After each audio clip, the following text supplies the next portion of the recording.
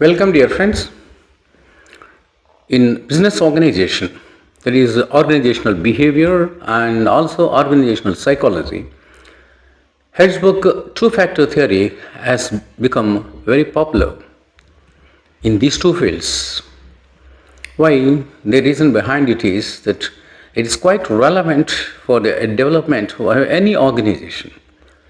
And in order to develop the productivity and profitability, because these are the ultimate goals of any organization. So in order to achieve these goals, the employer must be very prudent in observing or maintaining two factors of motivation. The first set of motivation is a hygiene factor, and the second factor is motivational factor, that is motivators, real motivators. The first category is hygiene factors. Here he has suggested 5 concepts. What are they? Let's see one by one. The first one is working conditions. Working conditions is a relation with peers, colleagues, and company policies, supervision, and job role. Let's study one by one in brief. So working conditions of the employees must be very congenial regarding timings, regarding the other conditions, the benefits, and the relationship between the employees and the management. So everything must be congenial, and there should not be any domination and all that, participative culture and all that. A very auspicious relationship, including participative culture in the management. Then we say that the working conditions of the organization are very nice, very auspicious, desirable. So good working conditions or congenial working conditions, the first one. And the second one is a relation with the peers. That means among the colleagues themselves, the employees must develop a amiable and amicable relationship, friendly relations they must be able to develop. And that is the reason why in organization, every organization for that matter, the management will create a lot of facilities, amenities like a club, tours, health facilities, and so many things, so that and sometimes annual celebrations, January 1st celebrations, so that all employees will join together and share their happiness, participating in dinner, some sports, games, and clubs, entertainment clubs. They definitely, among the staff themselves, a very good auspicious relations, amiable and amicable relationships will be developed. That's the second one. So the employer must be very careful, prudent in looking after his employees. The third one is company policies. So policies of the companies must be very attractive and lucrative. If at all any accident benefits, some compensation, or insurance policies, health policies. So these are the benefits or company policies. They must be very good, and it should create some work performance, motivation among the employees. That's one. Third one. And the fourth one is supervision. Supervision means positive supervision or negative supervision will be there. It will be of two types. Negative supervision means always a fault-finding nature, allowing them to commit some suicide, some mistake or the other, and then finding out, attacking them, and reprimanding in a negative perspective. No, it should not be like that. It should be positive. If at all any mistake, anything wrong is committed by the employee, it must be corrected in a positive way, on amicable terms, and a good guidance must be given. Orientation program must be given in order to make them learn good things. They are working good work culture. So that is positive supervision. So positive supervision will be there. And the fifth one is job role. That means which person is suitable to that particular designation. So according to the talent and the skill of the employee, a particular designation must be or duty must be allotted. That is called the job role. So job role must be very desirable up to the skill and talent of the particular employee. So these are the 5 factors which will work as hygiene factors. And these hygiene factors are extrinsic in nature. That means the employer will be creating all these things. So external in nature. And here performance is good because all the conditions, the factors, the hygiene factors, the name itself is hygiene. Hygiene factors are very congenial for the development, for the working conditions of the employee and for the overall development, performance and development of the organization, performance of the employees and the development of the organization. But these are not real satisfiers. These are somewhat dissatisfiers. This is what Herzberg says in the first category. Because the only reason he has traced out is this, that is, these factors will contribute to the, of course, productivity, performance, everything, but not, they will not make a contribution to the growth of the employee.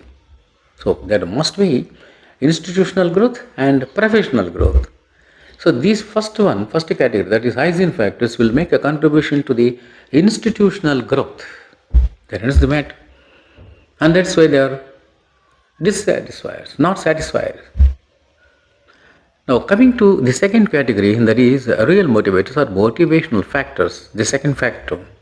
In that, some set of concepts he has given.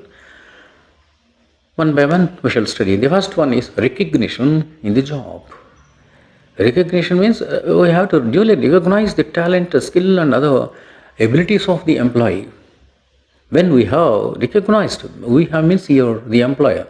When the employer has recognized the real talent, the innate qualities, the professional charisma of the employee, that particular employee must be elevated suitably. That is recognition. The second factor is achievement. When there is recognition, when that man has exhibited his talent, sagacity and dexterity in his profession, and he has proved his mettle. Let us imagine, when he has proved his mettle, there must be achievement. There is an achievement. So this achievement must be acknowledged. How? By way of praise, applause, appreciation certificate, reward, some reward or the other. That is called achievement and acknowledgement. The second factor. And the third factor is growth prospects.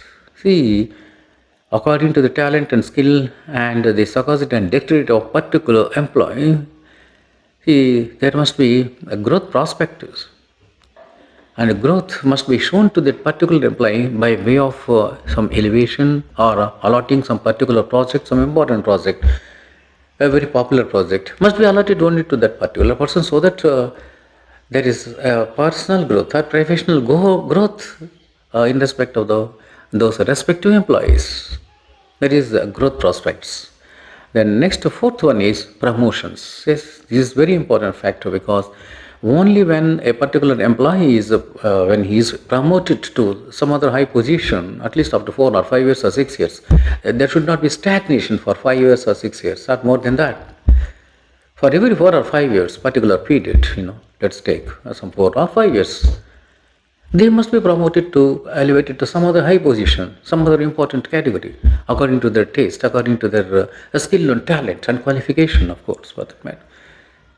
So promotion should not be stopped. They expect, the general employee, any average employee will always expect some promotion, some elevation or the other in his position after 4 or 5 years, within a reasonable time. That should be there, that fourth one. And the last, fifth one is authority and responsibility. So an employee, when he has placed in some position, in an elevated position or some promotion cadre, any other place, suitable place, he must be given some authority, some good responsibility, professional responsibility or the other, because only by exercising his power, as we have already discussed in our previous motivational theories, power will definitely enhance the motivation among the employees. Also in management, there is one concept, that is participative culture in management. So in management, administration of the organization, Everybody must be given some power, some participative culture or the other, so that he proves his mettle. So these five factors: recognition, achievement and award, achievement and acknowledgement, and growth prospects, promotions, and these last one, authority and responsibility. These factors are called motivational factors or real motivators, he says. So these are the two-factor theory of Herzberg. Here, in the second category, that is the real motivators, they are intrinsic because here the employer is creating intrinsic motivation by way of these five, by recognizing or providing these five factors, observing these five factors among the employees. Because they are intrinsic, definitely the satisfaction level will be still more increased because they find full satisfaction by these five factors, that is real motivational factors. When there is a full satisfaction, automatically there will be a true job satisfaction. When there is a full satisfaction and job satisfaction, it will lead to two important things, that is a job commitment and job enrichment, one thing, and the second one is productivity and profitability, the ultimate goal of every organization, every business for that matter. I think you must have understood Herzberg's two-factor theory, which is relevant and useful to almost all organizations. Only thing is that the employer must ensure that these factors must be well balanced on parallel lines. That is the only thing. Thank you very much.